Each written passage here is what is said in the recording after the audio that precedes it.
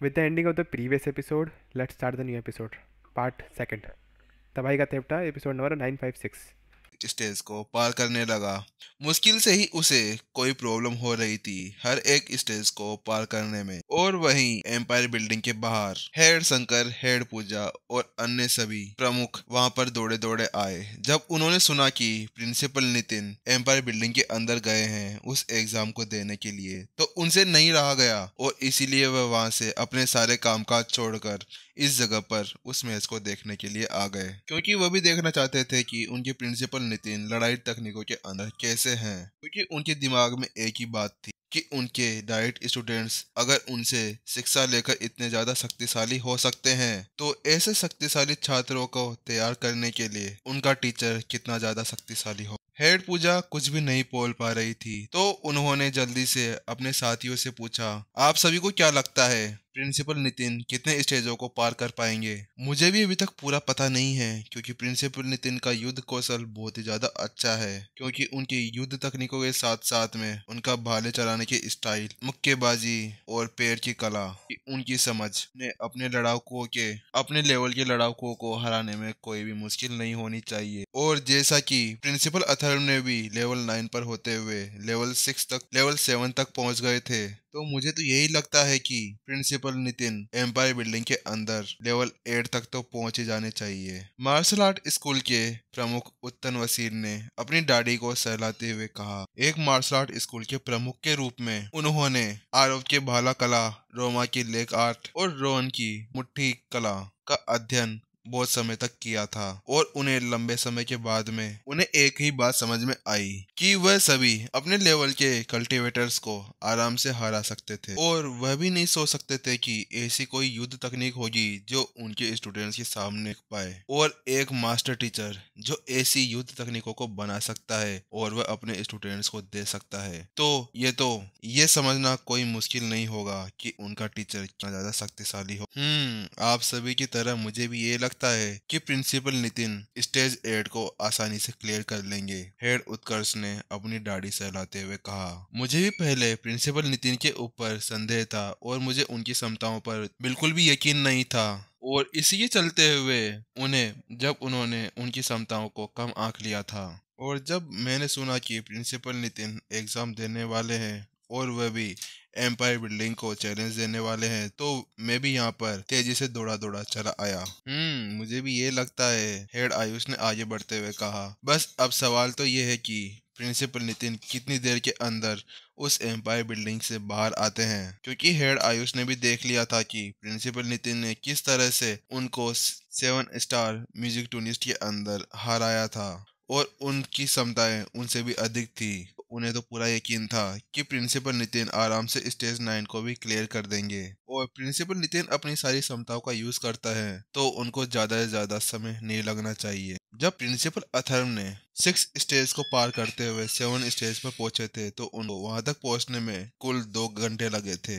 नहीं, मुझे लगता है कि वो 1 घंटे में ही पहुंच जाएंगे। तुम अभी भी प्रिंसिपल नितिन की क्षमताओं को कम आंक रहे हो? मुझे पक्का यकीन है कि वह 10 मिनट के अंदर ही उस एम्पायर बिल्डिंग के सारे स्टेजों को पार कर लेंगे। लेकिन बस डर इसी बात का है कि कहीं एम्पायर बिल्डिंग न ढह जाए, डॉक्टर स्कूल के प्रमुख अंकुर ने कड़वी मुस्कान के साथ कहा। और जैसे ही वहां पर खड़े हुए सभी ने अंकुर की वह बात सुनी, तो सभी का मुंह उतर गया। ये शब्द सुनकर उनको लगा कि उन्होंने बहुत ज्यादा बड़ी गलती कर दी है। प्रिंसिपल नितिन को अंदर जाने की अनुमति देकर अब उनके माथे से पसीने की बूंदें टपकने लगी थी। ये उन सभी ने देखा था कि मास्टर टीचर अकेडमी के अंदर आने के बाद में उन्होंने कुछ समय के अंदर ही बहुत सारे स्कूलों को चुनौती दी थी, और उन सभी की हालत बहुत ही ज्यादा खराब हो गई थी। लेकिन जब अब उन्होंने सोचा कि उनके कारनामे कैसे थे, तो अब उन सभी के माथे से पसीने की बूंदें टपकने लगी थी। अब उनको डर लग रहा था कि कहीं पे प्रिंसिपल नितिन इस बिल्डिंग को भी ना ढा दे। वह सभी कुछ भी नहीं बोल पा रहे थे, बस वो एक दूसरे का चेहरा देखे जा रहे थे। उनको यही डर था कि अब आगे क्या होने वाला है। Empire building master teacher academy की बहुमूल्य चीजों में से एक थी और इसको संभालना उन सभी के लिए बहुत ही ज्यादा कठिन था। अगर एम्पायर बिल्डिंग को कुछ हो जाता है तो वह पुराने प्रिंसिपल क्या जवाब देंगे कि वह बिल्डिंग कैसे टूट गई। नहीं नहीं, तुम सब गलत सोच रहे हो। उस टाइम पे तो केवल प्रिंसिपल नितिन एक स्टूडेंट ही थे, लेकिन अब वह मास्टर टीचर अकेडमी के एक प्रिंसिपल है, तो शायद वो ऐसा नहीं करेंगे और वह अपनी ताकत को संभाल कर ही यूज करेंगे। है ना, मैंने सही कहा ना? हाँ, उम्मीद करो कि ऐसा ही हो। सभी प्रमुखों के चेहरे का रंग उड़ गया जब उन सभी ने प्रिंसिपल नितिन के उन कारनामों के बारे में सोचा जो उन्होंने मास्टर टीचर अकेडमी के अंदर आने के बाद में किए थे। लेकिन अब उन सबके पास में कोई भी चारा नहीं। अब बस वह बाहर बैठ कर ही नितिन का वेट कर सकते थे, क्योंकि वह एम्पायर बिल्डिंग के अंदर देखने के लिए या उसके अंदर के स्कोर को देखने के लिए कोई भी चीज नहीं बनाई गई। केवल अब जब प्रिंसिपल नितिन वहां से बाहर निकलेंगे तभी उनके बारे में पता चलेगा और केवल जो अंदर जाएगा वही जाकर उसको देख सकता है। और जैसा कि स्कूल के प्रमुखों ने कहा था कि प्रिंसिपल नितिन को बाहर निकलने में ज्यादा टाइम नहीं लगेगा, तो अब उनके पास में बाहर खड़े रहने के सिवाय कोई भी चारा नहीं था। लेकिन जितना उन्होंने सोचा था उससे ज्यादा ही टाइम लग गया था। 1 घंटा, 2 घंटा, 3 घंटा, 1 दिन, 2 दिन, लेकिन अभी भी प्रिंसिपल नितिन का कोई भी नामो निशान नहीं था और सभी अपनी जगह पर ही खड़े थे। कोई भी उस जगह को छोड़ने के लिए तैयार नहीं था। वह सभी प्रिंसिपल नितिन का बाहर आने का ही वेट कर रहे थे। लेकिन अब वेट करने की सीमा तक पहुंचने के बाद में हेड पूजा ने आखिरकार हेड उत्कर्ष से पूछ ही लिया, क्या तुमने सच्ची में देखा था कि हमारे प्रिंसिपल नितिन अंदर की तरफ गए थे?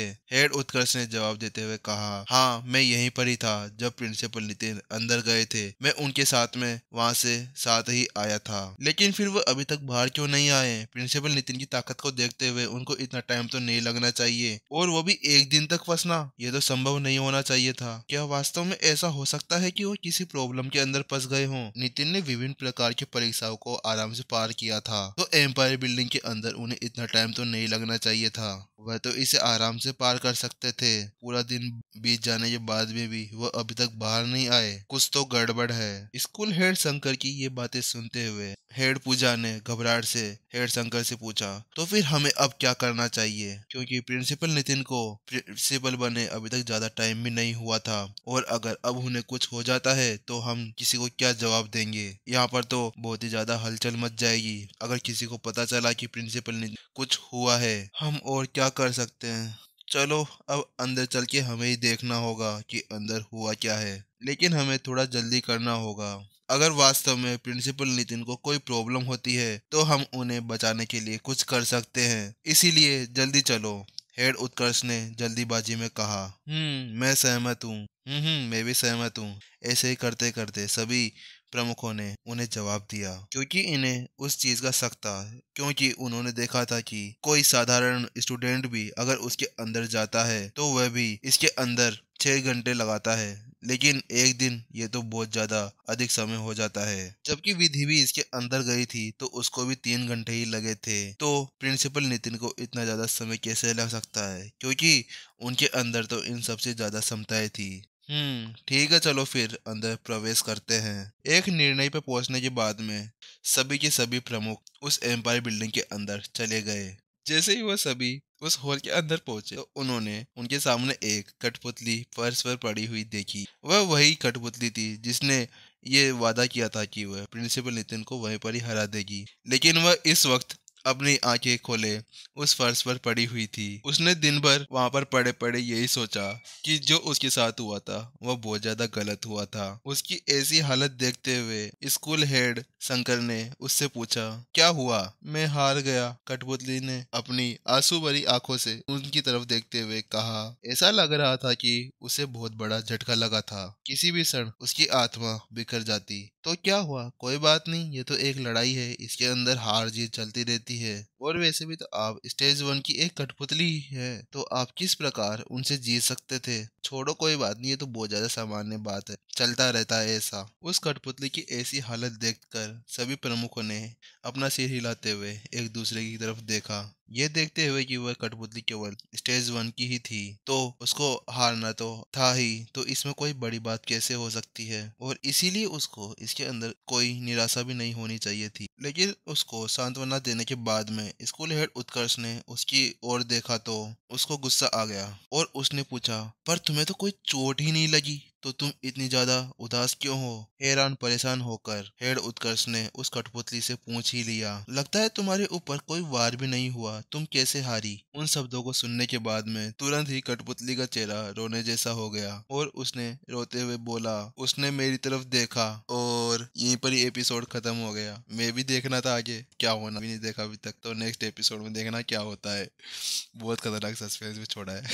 ठीक है, चलो मिलते हैं नेक्स्ट एपिसोड में। Tata bye bye.